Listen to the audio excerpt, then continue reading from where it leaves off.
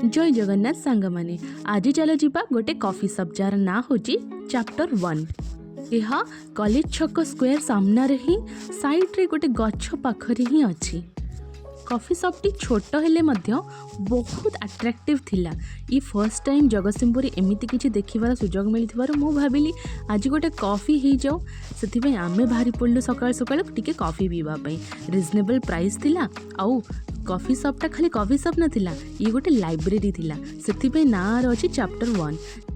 जगतसिंहपुर से छोट बेलर जगतसिंहपुर है कि नहीं, एबे जगतसिंहपुर बहुत डेभलप हो सारे जोटि कि आप निजे तमें गोटे एंजॉय करिवार गोटे स्पेस भी मिल जाउची आउ चिल आउट करिया पई यंगस्टर मानक पई तो ऑफ कोर्स गोटे भल जगह जोटा कि बहुत छोट ही पारे, किंतु मते लागुची गोटे दिन पई से माने बहुत एंजॉय करि परिबे। जेमिति कि आमे एठी फ्रेंच फ्राइज केक रो पेस्ट्री आउ कॉफी पीकरी आनंद नेथिलु। सेमती मु लागुची आपण माने भी एठी आसंतु, किछि बुक्स भी निजे पढ़ंतु और निजर टाइम को भी एठी यूटिलाइज करि परिबे किछि घंटा पई। तो आपण मते कमेंट करी कहंतु केमिति लागिला ई छोटो blog. And don't forget to come to Jagatsinghpur.